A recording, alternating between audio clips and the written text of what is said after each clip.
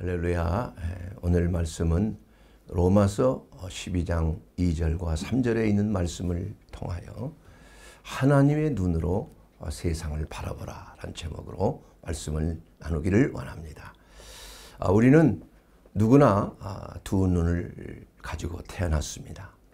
그렇기 때문에 똑같은 눈으로 우리가 세상을 바라보고 사람들을 바라보고 또 물건들을 바라보지만, 그러나 각자가 같은 눈을 시력을 가지고 바라보는데도 다 해석이 다른 게 문제가 되는 것입니다. 어떤 사건을 두고 보더라도 내게 어떤 문제가 생겼을 때 어떤 사람은 이것을 성공의 찬스다, 기회다 생각하는 사람이 있는가 하면, 또 이러한 문제와 사건들을 절망할 수밖에 없는 그러한 구렁텅이로 내 자신을 밀어넣는 그러한 해석을 하기 때문에 참으로 많은 사람들이 정신적으로 또 여러 가지 질병에 노출될 수가 있는 것입니다. 그래서 우리는 어떠한 눈으로 세상을 바라봐야 되는 것인가? 이것이 우리의 삶 속에 우리의 삶의 운명을 주관하는 하나님의 그 눈으로 바라보느냐, 아니면 내 자신의 옛사람의 눈으로, 세상적인 눈으로, 또 육신적인 눈으로 세상을 바라보느냐에 따라서 우리의 삶은 완전하게 판이하게 그 삶의 방향이 달라지는 것입니다.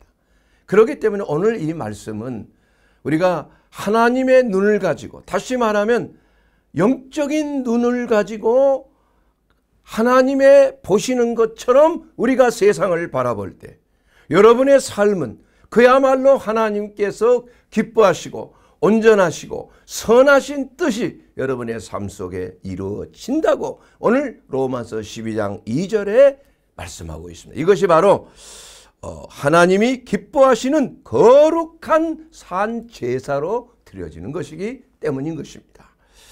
그러므로 우리는 이 세대를 본받지 말고 오직 마음을 새롭게 함으로 마음의 변화를 받아서 하나님이 기뻐하시는 거룩한 산 제물로 우리 몸과 마음을 드릴 때에 우리의 삶은 놀라운 하나님의 임재하심이 나타나시는, 음부의 권세가 손대지 못하는 그러한 놀라운 하나님의 승리의 역사가 나타나게 될 것입니다. 왜 이렇게 보는 시각에 따라서 이러한 결과가 달라지느냐? 사람의 시각, 육신의 시각, 육신의 눈으로 바라본다는, 이건 아담으로부터 유전된 타락한 성품을 지닌 우리 자신, 옛사람의 눈으로 세상을 바라볼 때 모든 것을 그저 자기 중심적으로 바라보게 되는 것입니다. 보암직한 것, 먹음직하고 탐스러운 것들, 이러한 것들이 우리의 육신의 눈에는 혹하는 것입니다. 우리의 정욕을 불러일으키게 되는 것이, 우리의 삶이 쾌락 중심으로 내 자신의 몸과 마음을 만족시키려고 하는 자기 중심적인 이러한 삶을 살도록 하는 것, 이것이 바로 하나님을 대적하게 되는, 하나님의 뜻에 어긋나는, 하나님의 선하시고 기뻐하시고 온전하신 뜻에서 벗어나는 그러한 삶이 된다. 이것은 바로 하나님이 기뻐하는 것이 아니요, 바로 흑암의 권세인 마귀가 우리를 유혹할 때 쓰는 방법이라는 사실을 여러분 꼭 기억하게 되기를 바랍니다. 그러므로 우리가 늘 깨어 기도하며 내가 사람의 눈으로 사람을 바라보는가, 사람의 눈으로 어떤 사건을 바라보는가, 사람의 눈으로 어떤 사람의 외모를 중심적으로 생각하는가. 이렇게 사람의 눈은 첫째, 외모 중심적으로 사람을 바라보는 거예요. 이스라엘 백성들이 우리도 이방인들처럼 왕을 좀 우리도 가졌으면 좋겠습니다. 왕을 추대합시다. 하나님이 기뻐하시는 게 아니에요. 그래서 그들은 그야말로 하나님 앞에 떼를 쓰듯이 사울 왕이라고, 사울이라고 하는 청년, 보기에 준수하고 키가 장대 같고 얼굴이 용모가 준수했더라. 보기에도 그냥 딱 왕이에요. 누구나 흠모할 만한 외면적인 모습은 흠잡을 데가 없을 정도로 그야말로 준수한 청년을 왕으로 삼았다. 그러나 하나님께서는 사무엘 선지자에게 말씀하시기를 사무엘상 16장 7절에 보게 되면 그의 용모와 키를 보지 말라 이렇게 말씀하셨습니다. 내가 이미 그를 버렸노라. 나중에 물론 일이지만 하나님은 용모를 보시지 아니하는, 하나님은 그 키와 멋진 외모를 보시지 아니하신다. 하나님은 마음의 중심을 보는 거야. 내가 보는 것은 사람이 보는 것 같지 아니하나니 사람은 외모를 보거니와 나 여호와는 중심을 보느니라. 마음의 중심을 보는 거예요. 그 사람의 됨됨이 속 사람을 본가 이거. 예. 그래서 하나님은 이미 사울로부터 이제는 마음이 떠나서 이새의 아들인 다윗에게 그 마음의 중심을 보시고 왕으로 삼고자 딱 찍었다 이겁니다. 하나님의 선택을 받았어요. 다윗은 보기에 그 당시에는 아주 10대 후반이나 20대 초반이었을 것입니다. 보잘것없는 목동이에요, 목동. 그 옷차림이 얼마나 남루하겠습니까, 여러분. 그 외모가 물론 홍안의 외모이지만은 얼마나 좀 이 햇빛에 그슬리고 그냥 이 목동을 치다 보면 얼마나 옷도 냄새나고 보잘것없지 않았겠습니까? 그런데도 하나님께서는 그 외모를 보지 아니하시고 다윗의 그 마음의 중심을 보셨다. 그래서 내 마음에 합한 자가 바로 다윗이라고 하나님께서 말씀하신 거예요. 물론 그가 여러 가지 참 범죄함도 저질렀지만 그러나 하나님은 그럼에도 불구하고 그가 진심으로 통회하고 자백하고 다시는 범죄치 아니하고자 간절히 하나님 앞에 간구의 눈물을 흘리는 그 다윗의 마음의 중심을 보시고 다윗을 왕으로 아주 선택했다는 사실을 알 수가 있는 것입니다. 이와 같이 사람의 보는 눈과 사람의 판단은 하나님의 판단과 하나님의 시각은 완전히 다를 수가 있는 것입니다. 사람이 보기에는 옳은 것이라 할지라도 하나님이 보시기에는 필경 사망의 길일 수 있다고 잠언서에 말씀하고 있는 것입니다. 그렇기 때문에 우리는 사람의 눈을 가지느냐 아니면 하나님의 눈을 가지느냐 이것을 선택해야 하는 것입니다. 이사야서 55장 8절에 보면 이는 내 생각이 너희의 생각과 다르다는 것. 내 길은 너희의 길과 다르다고 성경은 말씀하고 있습니다. 이는 하늘이 땅보다 높음 같이 내 길은 너희의 길보다 높으며 내 생각은 너희의 생각보다도 높으니라. 하나님이 말씀하신 대로 우리가 하나님의 생각, 하나님의 마음, 하나님의 뜻을 우리가 가지는 것, 이것이 우리의 삶 속에 가장 중요한 목표가 되어야 하는 것입니다. 자, 그러면 사람의 눈, 육신의 눈을 가진 자는 환경과 상황을 중심으로 보는 눈을 가지는 것입니다. 사랑하는 여러분, 마치 이스라엘 백성이 블레셋 대군과의 전쟁에 나섰을 때 그 중에 있는 적의 장수 골리앗만 바라보는 거예요. 얼마나 무섭게 생겼어요. 키가 한 2m 50 거의 3m 가까운 거인이에요. 그야말로 그냥 이 투구를 쓰고 말이야 창을 들고 있는 그 모습이 겁에 질려. 그래서 아무도 그 대적할 자가 없잖아요.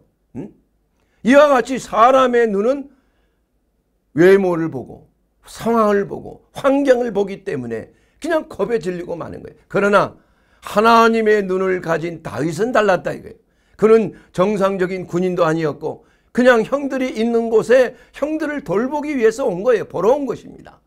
그런데 그 사실을 목도하고 이스라엘 백성들이 그 블레셋 군대 골리앗 앞에서 그냥 초죽음이 되어 있는 그러한 모습에 분노를 했다 이거. 의로운 분노를 한 거 아니에요.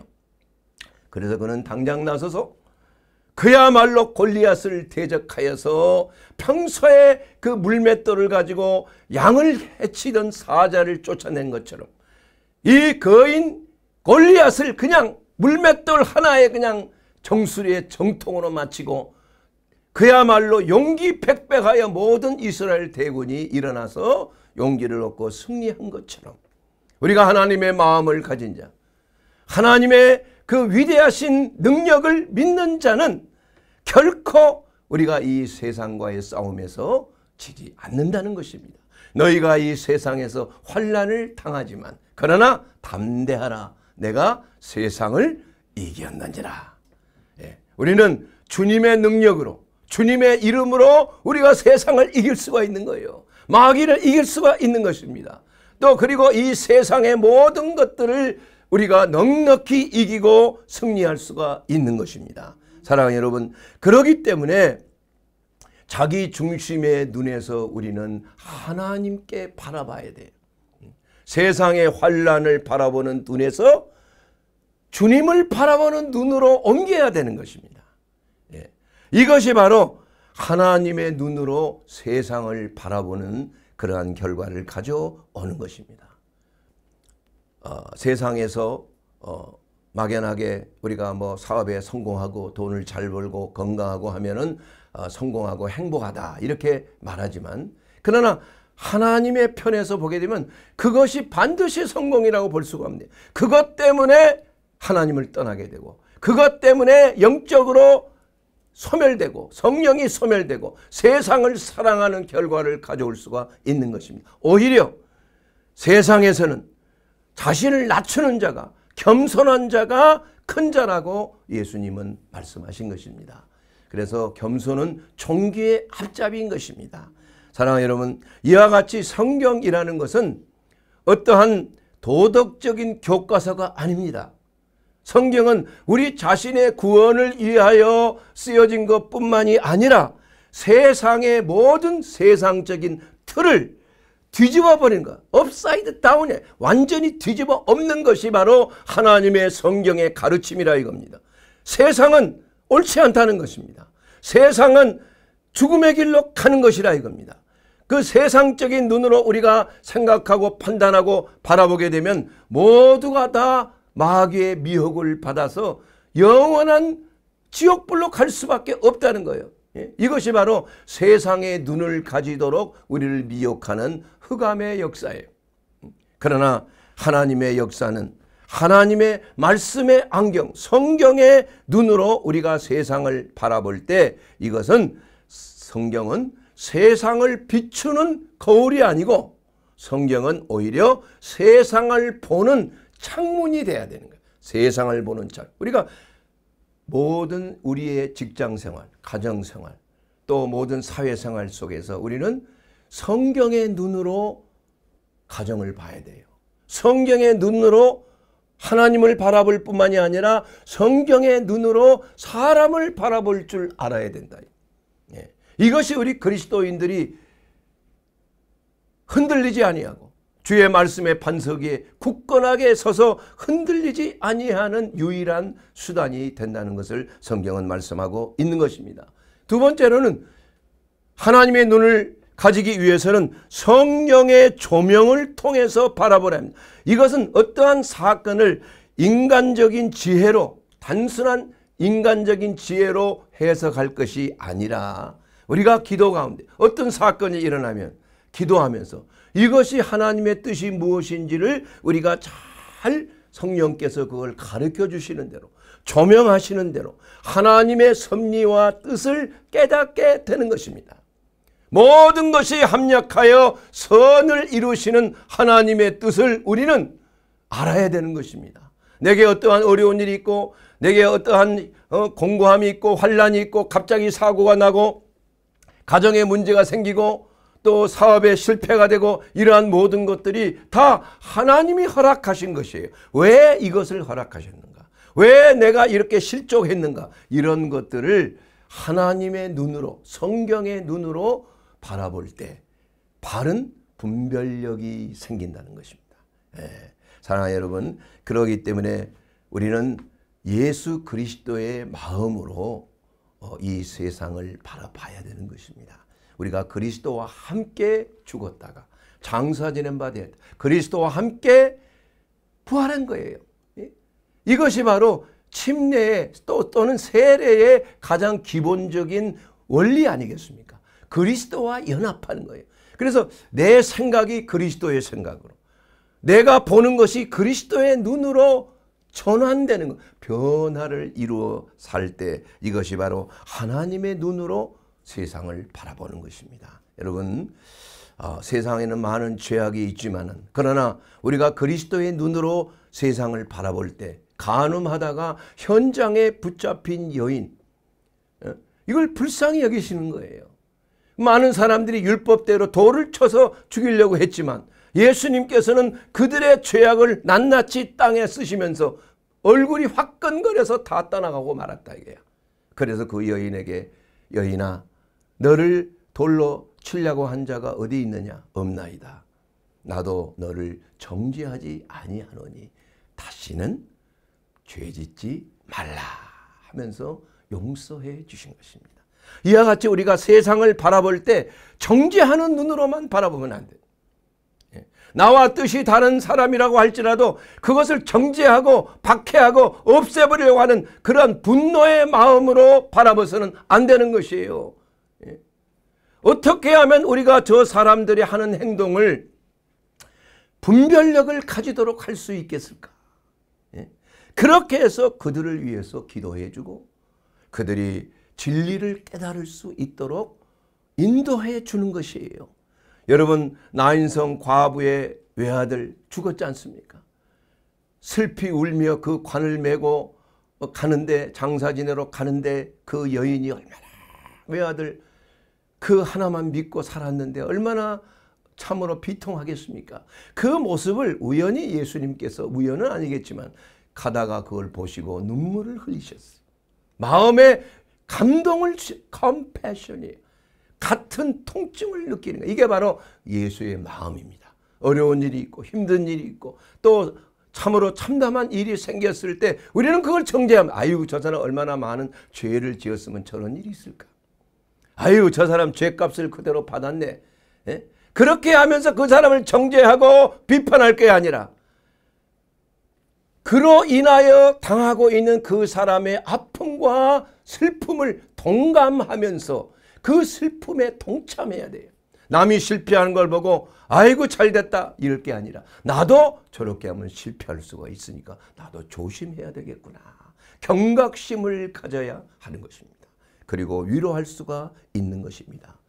그래서 예수님은 가던 길을 멈추고 그 장례 행렬을 멈추게 하고 관에 손을 대서 일어나라. 이렇게 하시면 즉시 일어났어요. 그렇게 해서 그 외아들을 과부에게 돌려준 거예요. 얼마나 감격적입니까, 여러분? 여러분, 나인성 과부뿐만이 아니라 그 죽은 나사로를 살릴 때도 말이야, 예수님께서 통분히 여기셨다. 이게. 사랑하던 그 나사로가 죽었으니 그 소문을 얼마나 예수님 마음이 아팠겠어요. 그러나 너희가 나를 믿으면 사는 것을 믿느냐? 마르다는 물론 우리가 부활 때에 우리가 부활할 것을 믿는다. 우리가 죽고 나서 주님이 오실 때 부활할 것 믿는다. 그러나 그것이 아니라 지금 현재 하나님께서, 예수님께서 그 나사로를 살리신다는 그 뜻을 이해를 못하는 것입니다.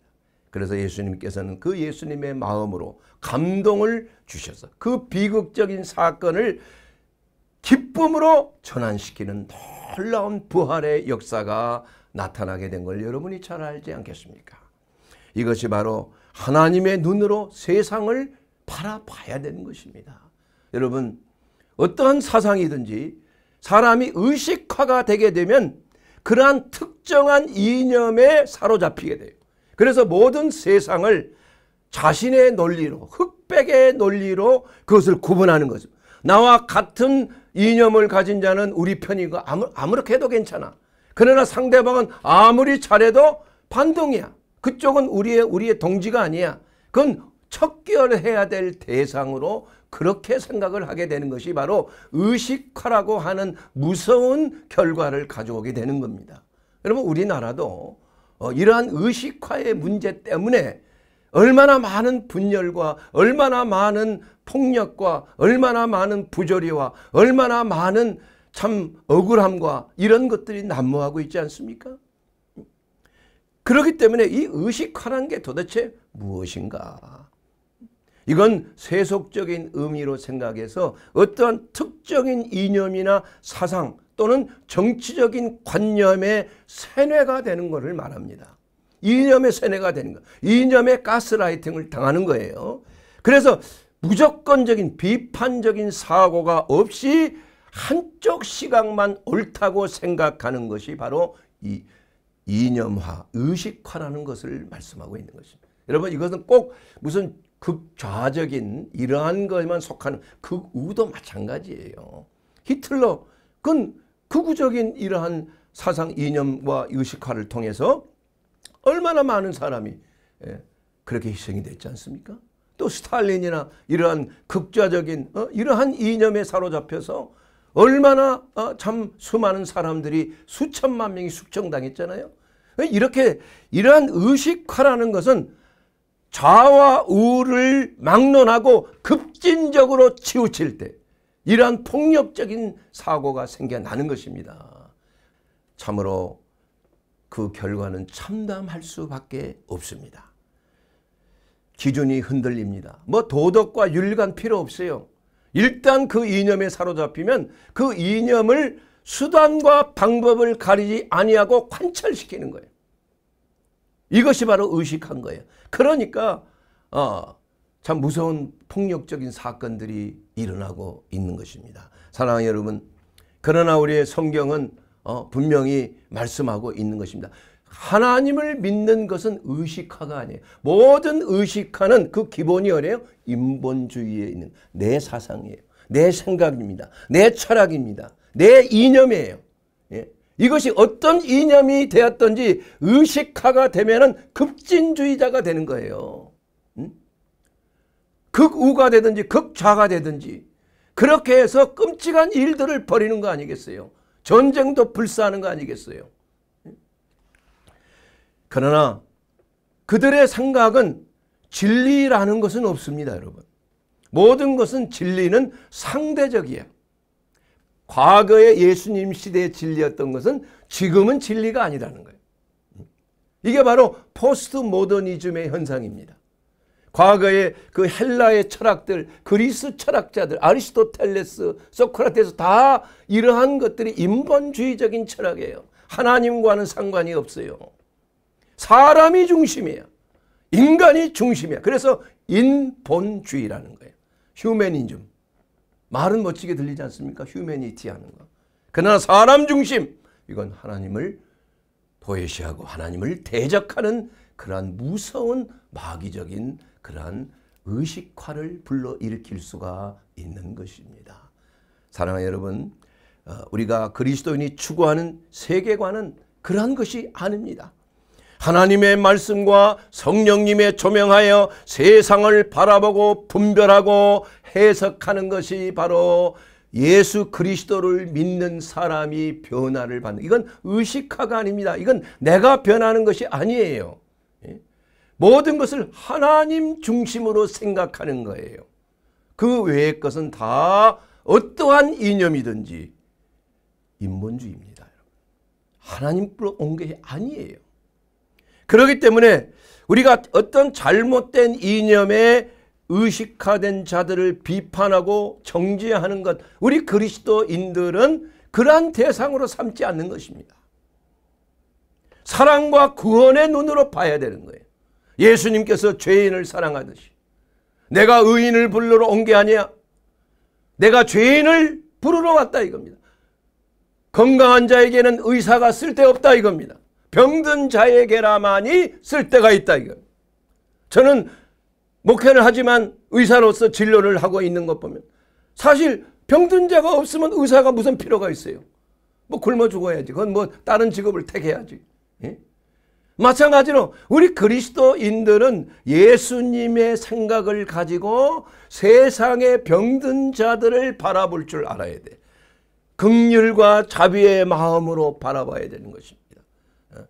그들에게 경고하고 그들에게 잘못된 것을 우리가 말을 해야 되지만, 그러나 그것을 비판하고 정죄하고 적으로 척결 대상으로 삼을 것이 아니라 그들이 바른 길로 인도해야 될 우리나라 한 민족이요, 또한 우리가 예수님께서 그들을 구원해야 될 대상으로 생각할 때에 이것이 바로 하나님의 눈으로 세상을 바라보는 것입니다. 아멘. 중요한 것입니다, 여러분. 그래서 모든 진리는 하나입니다. 요한복음 14장 6절에 예수께서 이르시되 내가 곧 길이요 진리요 생명이라고 했습니다. 요한복음 8장 32절에는 진리를 알지니 진리가 너희를 자유케 하리라 이렇게 말씀하셨습니다.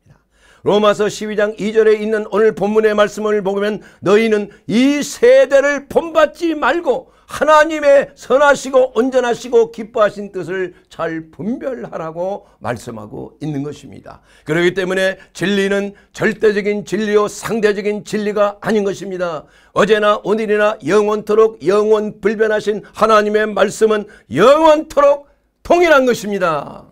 그렇기 때문에 예수님 시대의 진리는 지금도 진리가 되는 것이에요. 예수 그리스도는 불변하시는 살아계신 하나님이신 것이에요. 그렇기 때문에 우리 그리스도인이 추구하는 세계는 하나님의 말씀과 하나님의 여긴 성경의 조명하에서 세상을 바라보는 것이기 때문에 모든 의식화는 사라져야 되는 것입니다. 우리는 성경적인 눈으로 모든 것, 이건 의식화가 아니라 그랬죠. 이건 하나님의 생각이에요. 사람이 의식화되는 게 아닙니다, 여러분. 그렇기 때문에 우리는 이러한 것들이 참 하나의 잘못된 예수 믿지 아니하는 자, 저것들은 죄인들이니까 전 지옥불에 가야 돼. 이런 생각을 하지 않지 않습니까? 그들을 구원해야 되지 않아요? 그들을 복음을 통해서 그들을 바른 길로 인도해야 되지 않겠습니까? 그래서 하나님은 이처럼 세상을 사랑하셨다 이겁니다. 그래서 독생자를 우리에게 보내주신 거 아니에요? 세상을 구원하기 위해서 보내주신 거 아니에요? 죄인들을 구원하시기 위해 보내주신 것 아니겠습니까?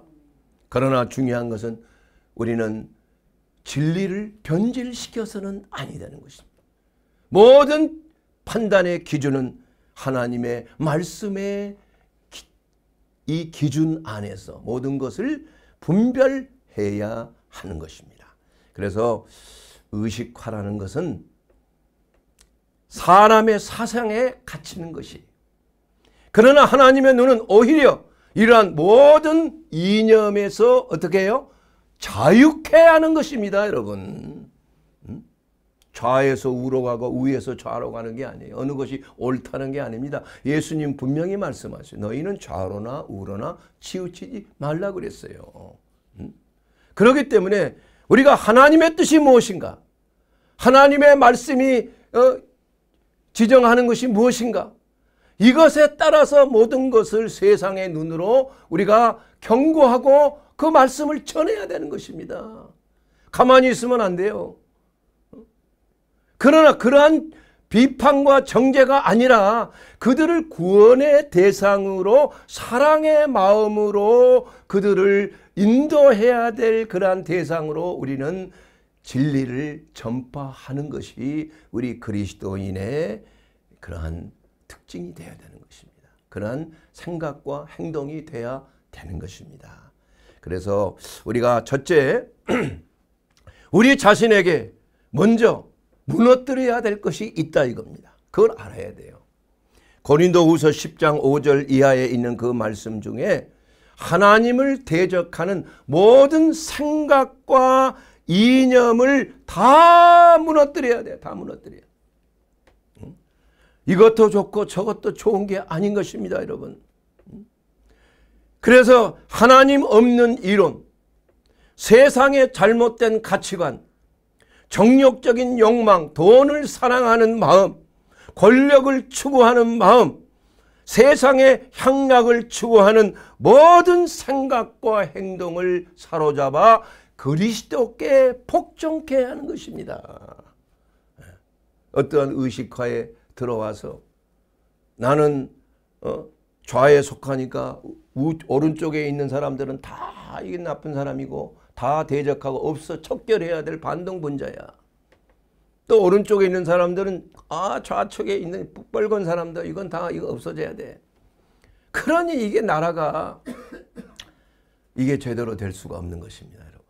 그러니까 우리가 해야 될 건 뭐 다른 게 아닙니다. 저는 뭐 어떤 게 속한 자 이게 중요한 게 아니라 하나님 편에 속하면 이 모든 것들을 해결할 수가 있다는 거예요. 사람이 생각을 하고 판단해서 이쪽이냐 저쪽이냐 편가름하지 말자 이겁니다, 여러분. 하나님께서 중요한 것은 우리의 생각을 없애는 게 아니에요. 이해가 되십니까? 우리의 생각을 어떻게 하는 것이에요? 예수님의 말씀에 순종하는 생각으로 전환하는 것을 말합니다. 전환하는 걸. 그래서 우리 나라도 때가 저는 왔다고 생각합니다. 때가 오게 되면 사람들이 깨달아지는 겁니다. 알게 되는 거. 이것은 잘못된 것이구나. 진리를 알게 되면 민족의 복음화는 알게 되는 거예요. 근데 나중에 다 희생당하고 어려움을 당하고 전쟁이 일어나서 다 파괴되고 나서야 이것을 알게 된다면 그 얼마나 원통한 일이 아니겠습니까, 여러분? 그렇기 때문에 교회가 해야 될 것은 무엇입니까? 세상에 진리의 복음을 전파하는 것입니다. 여러분, 세상의 진리를 말하는 용기를 가져야 될 줄로 믿습니다. 성경은 세상을 고발하는 것이에요. 그리스도인들은 세상에 대해서 분명히 선포해야 하는 것입니다. 이사야 선지자는 제사를 드리면서 공의를 행하지 아니하는 위선을 꾸짖었습니다. 너희의 무수한 재물이 내게 무엇이 유익한가? 헛된 재물로 다시 가져오지 말라. 필요 없다 이겁니다. 분향은 내가 가증히 여기는 것이요 월삭과 안식일과 대회로 모이는 것도 그러하니 성회와 더불어 악을 행하는 것을 내가 견디지 못하겠노라. 예배만 참석해서 된다는 게 아니에요, 여러분. 기도만 한다고 되는 게 아닙니다. 헌금 많이 한다고 되는 게 아니에요. 우리는 동시에 행해야 될 게 바로 악을 행치 아니하는 것입니다. 하나님의 정의와 공의가 바로 서야 된다. 이것이 병행돼야 진정한 예배가 될 수가 있다는 것입니다. 사랑하는 여러분, 예레미야는 권력과 결탁한 선지자들, 평화를 약속하며 백성을 속인 것에 대해서 비판했습니다, 여러분. 그래서 순교했어요. 백성들이 듣기 싫다고 돌팔매질해서 예레미야도 순교했지 않습니다. 이사야는 말이야 정의를 부르짖다가 톱에 그냥 켜가지고 순교했지 않습니까? 이 바른 소리를 하고 진리의 말씀을 증거하고 두렵지 않게 하나님의 말씀을 있는 그대로 진리를 전파했을 때 흑암의 권세 마귀들은 가만히 있지는 않는 거예요. 그러나 그런 걸 통해서 나라가 바로 서게 되는 거 아니겠어요? 아모스 선지자는 가난한 자들을 억압하는 것과 음란한 자들을 비판한 것입니다, 여러분. 힘없는 자들의 티끌의 먼지 속에 발로 밟지 말라. 연약한 자의 길을 굽게 하고 아버지와 아들이 한 젊은 여인에게 다녀서 내 거룩한 이름을 더럽히지 말라. 하나님의 이름, 그리스도의 이름을 더럽혀서는 아니 되는 것입니다. 우리는 사랑과 정의와 진리를 부르짖지만은 그러나 그 진리를 거스려 하는 사람에게 경고하고 잘못된 것을 말해야 되지만 그러나 그들을 척결의 대상으로 하나의 미움의 대상으로 증오의 대상으로 삼아서는 아니 되는 것입니다. 그것이 바로 우리는 비판은 할 수 있지만은 그러나 사랑으로 해야 되는 줄로 믿습니다. 이게 그리스도인이에요. 성경적인 비판은 단순히 비난하는 것이 아니라 사랑의 경고가 되는 것입니다. 잘못된 길에서 돌이키게 하는 것이요 하나님의 긍휼히 여기심을 나타내는 것입니다. 의사가 환자를 치료하기 위해서 환자의 바른 그 병의 원인을 갖다가 캐서 그것을 없애는 게 의사가 아니겠습니까? 경고하는 거 아니에요? 생활 습관을 가르치는 거 아닙니까? 위생 상태 잘못된 걸 가르치는 게 아닙니까? 경고해 주는 것이 의사 아니겠습니까? 그래서 다시 재발하지 않도록 병에서 노연할 수 있도록 권고하는 게 의사가 하는 일 아니겠습니까? 하나님의 말씀을 전하는 자, 하나님의 선지자로 부르심을 받은 자, 주의 종으로 부르심을 받은 자들은 이러한 진리의 말씀을 선포하는 것을 두려워해서는 아니 되는 것입니다. 사랑하는 여러분, 진리를 말하는 자는 외로울 수가 있는 것입니다. 그러나 우리는 세상의 인정함을 받는 것보다 하나님의 인정을 받는 것이 더 중요한 것이에요. 다윗이 밧세바 사건 이후에 침묵 속에 죄를 감췄지만 그러나 나던 선지자는 침묵하지 않고 그 왕 앞에서도 당신이 바로 그 사람이라 이렇게 담대하게 지적을 했음으로 말미암아 다윗이 회개하여 하나님의 사람으로서 다시는 범죄치 아니하는 현명하고 의로운 왕이 되었지 않습니까, 여러분? 여러분, 존경하는 독일의 청년 신학자, 천재 신학자 디트리 본헤퍼는 히틀러의 나치 시대에 많은 교회와 목회자들이 아첨하고 권력에 동조하여서 히틀러를 하나님이 내려준 사람이라고 그런 거예요. 독일을 구할 사람이라고 그랬어요. 그러나 그들은 그 히틀러가 무슨 일을 자행했습니까, 여러분? 1억 명이 가까운 사람이 죽게 되는 결과를 가져온 거 아니에요. 얼마나 무서운 일입니까? 그것을 알고 있던 디트리 본헤퍼는 결코 정죄하지 않았어요. 동조하지 않았다는 것입니다. 그래서 히틀러에 대해서 과감하게 이건 잘못됐다는 것을 선포한 거예요. 그러므로 이 버스가 가는데 운전자가 말해요. 이 낭떠러지로 버스를 몰고 수많은 사람들이 버스에 탔는데 그 수많은 사람들을 구원하기 위해서 어떻게 해야 돼? 그 운전대를 잡은 미친 사람을 끄집어내야 되지 않느냐. 그렇게 해서 히틀러를 암살하기 위해서 하다가 나중에 실패하고 붙잡혀서 전쟁 끝나기 이틀 전에 교수형에 처해졌어요. 순교한 겁니다, 여러분. 이와 같이 진리를 위해서 우리는 절대 침묵해서는 아니 되는 것입니다, 여러분. 그래야 바로 이 나라가 바로 설 수가 있는 것이에요. 모든 것은 하나님 중심, 말씀 중심, 진리 중심이에요. 거기에 벗어난 어떠한 것도, 어떠한 이념도 이것은 의식화된 것이에요. 하나님의 것이 아닙니다, 여러분. 다 벗어나야 되는 것이에요. 이러한 의식화의 모든 것들은 벗어나야. 이건 뭐 공산당, 무슨 어떤 극우당 이런 거에 다 해당되는 겁니다, 여러분. 잘못된 것이에요. 성경이 분명히 말씀하고 있는 것이야. 우리는 이러한 이념과 의식화에서 벗어나서 우리가 그리스도 안에서 모든 생각을 사로잡아 예수 그리스도께 복종케 함으로 진리가 우리를 자유케 하는 놀라운 하나님의 은혜에 들어가게 될 줄로 믿습니다. 사랑하는 여러분, 이제 우리가 하나님의 말씀을 마치기를 원합니다. 사랑하는 여러분, 그러기 위해서 우리는 어떻게 해야 됩니까? 이제는 세상을 보는 눈이 바로 하나님의 눈으로 보라는 부르심에 우리는 응답해야 하는 것입니다. 외모가 아니라 중심을 봐야 합니다. 순간이 아니라 영원함을 바라봐야 되는 것입니다. 정죄가 아니라 우리는 사랑의 눈으로 바라봐야 되는 것입니다. 혼돈이 아니라 하나님의 뜻을 보는 눈을 가지게 되기를 주의 이름으로 축원합니다. 그러기 위해서 우리는 우리의 단순한 노력이나 결심을 가지고 결심으로 이런 것이 이루어지는 게 아닙니다, 여러분. 오직 진리 되신 주 예수 그리스도를 나의 하나님, 나의 구주로 영접하는 자, 그 이름을 믿는 자들에게는 하나님의 자녀가 되는 권세를 얻게 된다고 주님은 말씀하셨지 않습니까?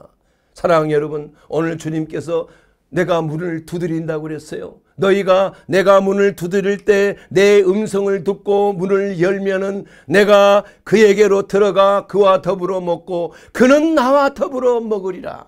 우리가 그리스도 안에서 또 그리스도께서 우리 안에서 우리가 거하시는 것, 이것이야말로 우리가 모든 잘못된 이념화, 잘못된 의식에서 우리가 벗어나서 참 진리를 우리 안에 모심으로 말미암아 바로 주 예수 그리스도를 나의 하나님, 나의 구주로 영접할 때 우리는 죄사함 받고 영원한 영생에 이르게 되는 줄로 믿습니다.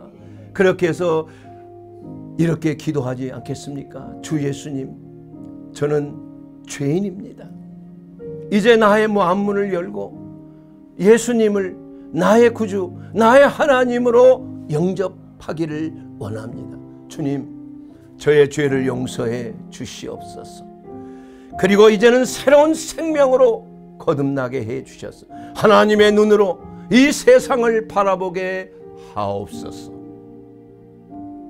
이러한 고백이 우리의 심령을 살리고 이러한 고백이 우리의 영혼과 몸을 온전케 하려 여러분의 가정을 새롭게 하고 우리 나라를 새롭게 변하여 마지막 때에 무궁화의 민족으로서 샤론의 꽃 예수 그리스도의 민족으로서 동방의 빛으로 주님이 오시는 길을 예비하는 민족, 바로 하나님의 눈으로 보는 민족이 될 줄로 믿습니다. 아멘.